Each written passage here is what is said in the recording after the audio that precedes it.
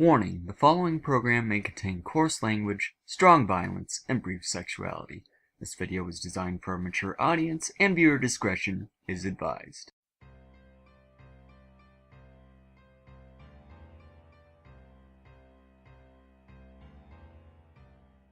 Childe of Shade Reviews, Review number 5, Glasslip.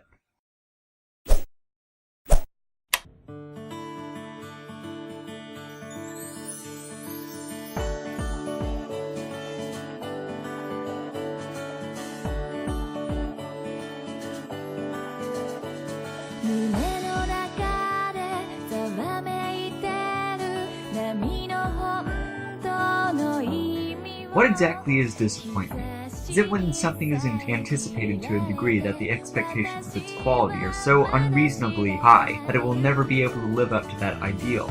Is it when something is promised by a trusted source, only to find out that they have betrayed you or let you down?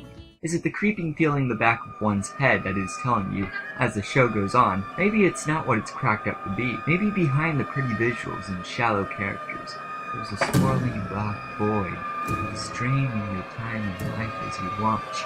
You want to think that the show will get better as it goes on, but it doesn't, and it doesn't seem to be doing that at all. In fact, it just seems to be getting worse and worse, as if it's not satisfied. Nothing will satisfy it, and you're actually not watching it for watching its sake, and it won't stop, and it won't stop. Guys, it won't stop. Why won't it stop? It's staring at me. Make it...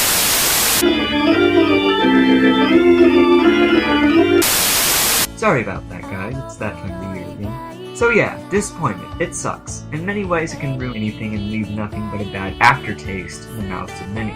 Which brings us to the now finishing summer season for anime. This season in particular was very interesting to watch because of how much potential was amassed in it. There were a lot of shows with varying levels of expectations. Some were good but fell short of being spectacular. Some delivered what most were expecting from it, which was not much.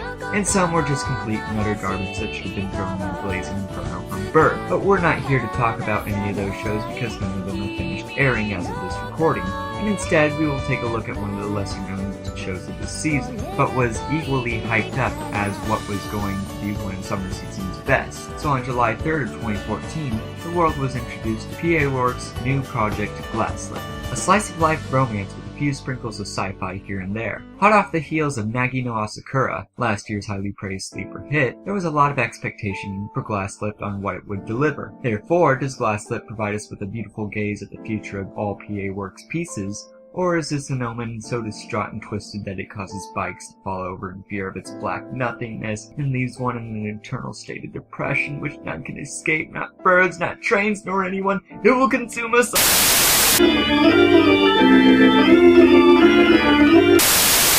Yeah, I should really stop doing that. Anyway, ladies and gentlemen, I present to you Glasslip.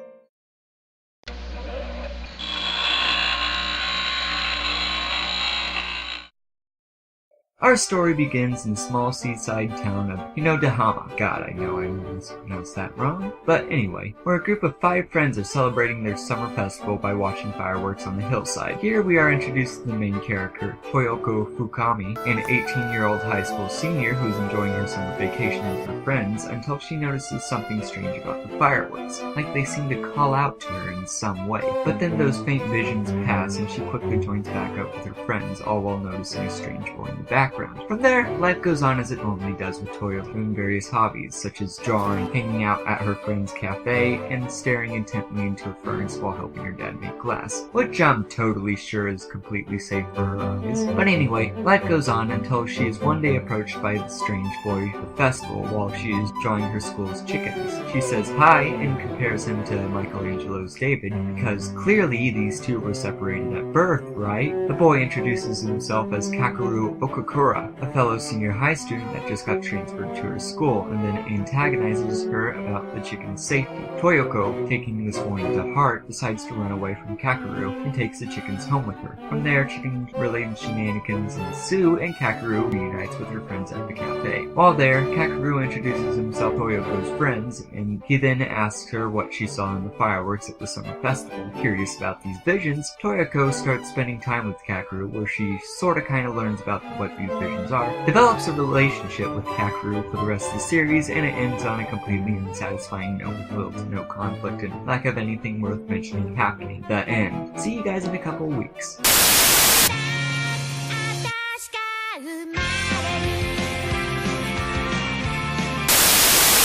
What, did you guys think I was joking? No, seriously, that's it. This is an anime where nothing happens, and I don't mean it in it's a slice of life anime, so nothing happens. I mean it in an actual, nothing was learned, nothing was gained, nothing was solved, and we are completely back to square one kind of anime. As stated before, little to no conflict happens during the story, and when it does swell up, it tends to be extinguished as fast as it is sprung. For example, okay guys, here's a quick spoiler warning about this next sentence. It isn't a huge spoiler and it won't ruin your appreciation of the series, but I'm gonna put it out as just precaution. I don't think it's that big of a deal, but spoiler warning. You got 5 seconds.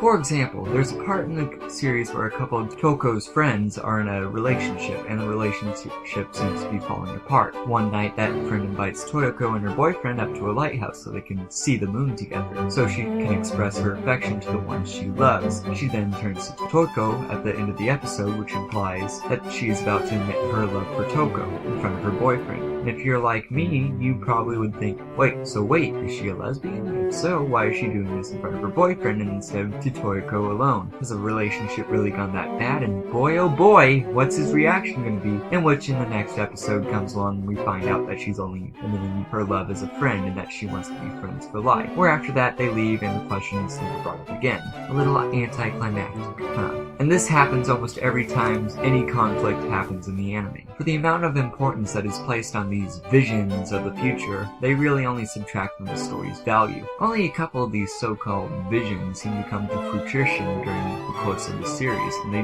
really just leave you more confused about what exactly they are. Glasslip's overall plot feels like a book with several chapters torn out of it, which is also strange due to the fact that it doesn't seem to be based on anything. Several plot lines are introduced throughout the anime, and many of them are just left hanging by the end of it, and it's extremely disappointing.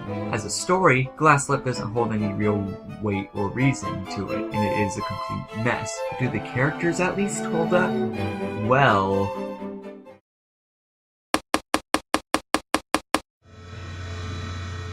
Anyone who has ever experienced or told a piece of media can tell you that characters are one of the most important factors of conveying a story's message and expressing how the audience should feel during certain scenes and situations. While they're not essential, they are one of the most powerful tools of setting the tone for the overall story and figuring out how the story should proceed. But unfortunately, Glasslip flounders in this area just as much as it does in its narrative. Let's start off by introducing our boring cast, beginning with Toko, our main lead and token airhead. She's a rather light-hearted person who seems to care for her friends and has a knack for admiring pretty things, and yeah, that's it. In fact, I would say that her most defining trait is her ability to say,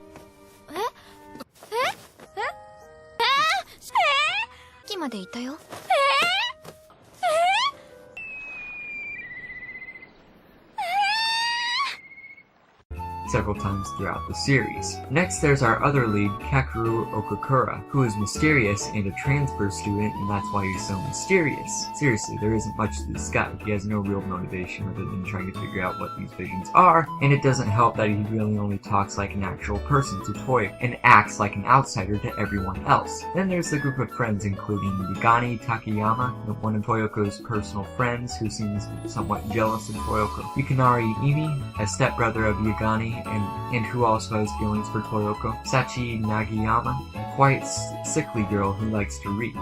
And finally, the group's goofball. When all these characters are put together, they have the exciting chemistry of mixing salt and water, which is to say, not very interesting. Everyone is just way too nice about things, and personalities never clash with each other, which causes the lack of conflict that I mentioned before.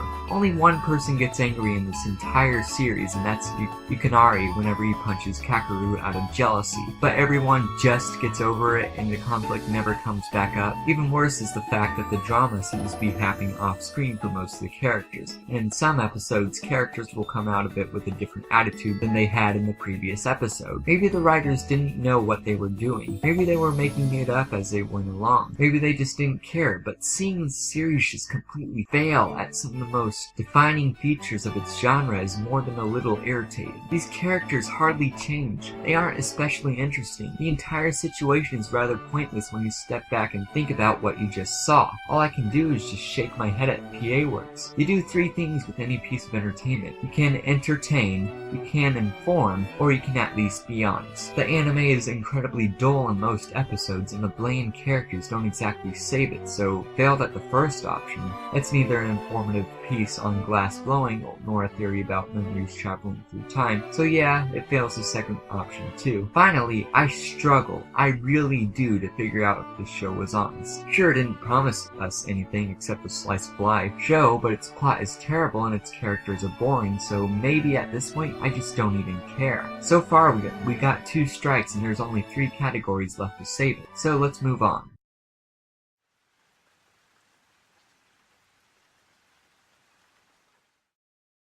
PA Works is known for creating some absolutely fantastic shows, and this is one area where Glasslip shines. Animation and color choice is superb, and it really comes to life in the best ways possible. There is so much attention to detail that it's scary. Everything from bottles of soda to glass decorations are incredibly detailed, and it showcases the studio's amazing talent. Deep blue is the most expressive color in the anime, and God is it used to gorgeous effect. Whether it be in the opening or the transition sequence, it is absolutely divine. Because this is a slice of life, there isn't a whole lot of situations where the animators can take advantage of the medium, but they definitely use it to great effect. While not as fluid as some would want it to be, it still holds up extremely well. It doesn't get too janky most of the time. Particle effects and matte lighting is masterfully done and can even rival Ufotable in terms of sheer polish. It even gets background environments done to an incredible team. This is quite the accomplishment for a TV series, and it's easy to see where all the effort went into. However, not everything is perfect. One extremely noticeable trope is the constant use of still frames in many instances of the anime. These frames can appear multiple times during the show. While they are pretty, I can't help but have the feeling that during these scenes the animators just got lazy and said, just put concept art up. That will keep them busy while we try to figure out where the hell this is going. Another rather jarring addition is the use of 3D early in the series. While I'm usually one who doesn't mind 3D in their animes, I did enjoy Alnora Zero quite a bit after all, but I felt it was a little out of place at first. Many things from trains to cars to bikes to even people are in 3D in the first couple of episodes, but after a while the show seems to remember that it's an anime after all, so it tones these down to a tremendous amount, almost to the point of having them removed completely. In all honesty, the animation and art for the show is something to behold. It really is the most defining feature about the show. Too bad the story and characters are utter garbage, and it really is such a shame to see that so much talent and effort was put into a show like this and not into something actually worth watching. So with that out of the way, let's move on to sound.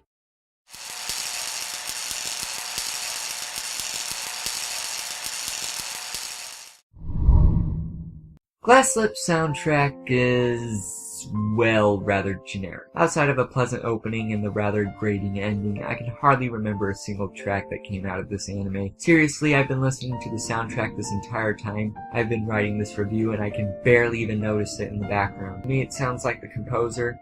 I can't find the composer for the show. So let's go with the sound director, Nishimura Juinji. It sounds like Nishimura Juinji was told to compose some generic elevator music and nothing else. While there's a bit of variety to the tracks, nothing really stands out, which is rather disappointing. Sometimes it can be jazzy, sometimes it can have subtle piano music, sometimes a rock ballad can completely burst from nowhere as if the musician got the wrong place to the wrong party. Overall though, I really like the tone of the soundtrack, and it does a good job of getting that day-to-day life by the sea feeling, but it really doesn't stand out. Voice acting is in Japanese, and I don't speak Japanese, so I guess it's okay. And knowing how everyone seems to be reacting to this anime, I highly doubt that it's going to get a dub. Really, I wish there was more to say about the folly in the show, but that's about it. In summary, hardly noticeable, but when it does strike your ears, they won't bleed, but nor will they make you cry over how beautiful it is. So now the moment we have all been waiting for, the conclusion.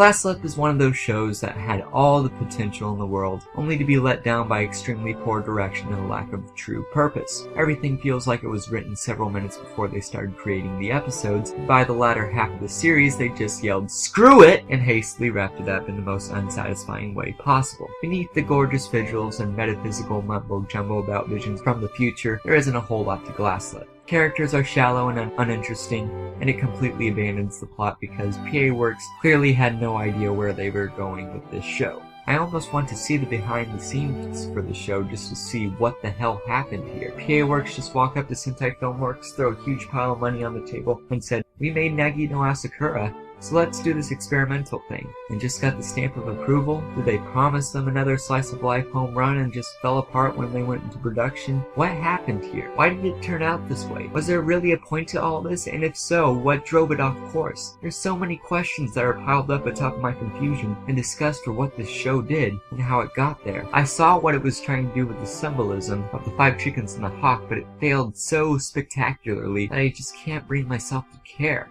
As I said earlier, as a piece of entertainment, this show barely scrapes by. It's dull. It's not compelling. It is pretty, I'll give it that. But in the end, nothing was gained or learned. Disappointing really doesn't cut it. Waste of potential is a much better term here, unfortunately.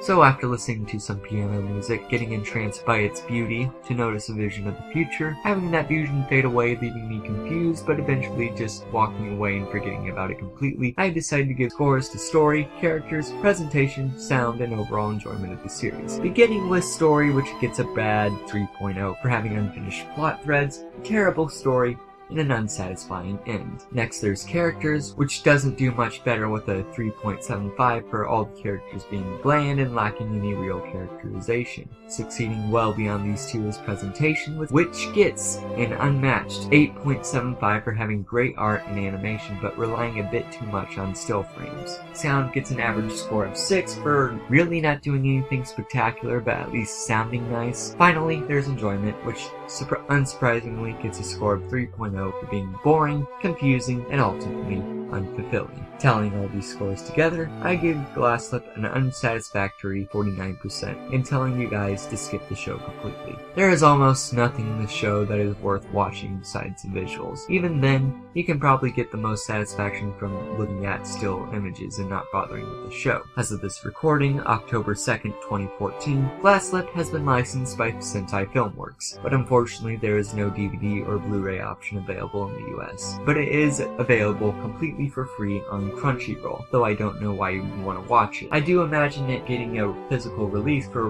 roughly around $30 to $60, but once again, why would you want to buy this? For other recommendations, I'll point you towards last year's Nagi no Asakura for the huge amount of praise surrounding it.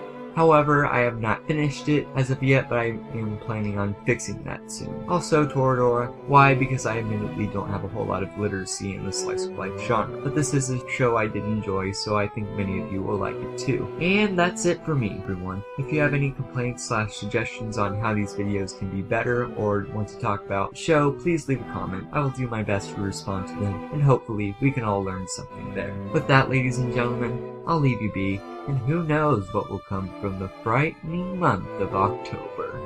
Maybe something on Halloween of the walking and silent category. Anyway, thanks again, and I'll see you next time. Hey guys, quick note here. GoatJesus has started this educate anime movement, and I have become a part of it as of this video. Please click on his face if you want to know more information, and I will try to label all my videos that are related to this topic with this tag. Please try to get involved. The man is a gentleman and a scholar, and he has helped me tremendously with my Persona 3 video. And this is the last time I'll say goodbye to you. So, good night to all.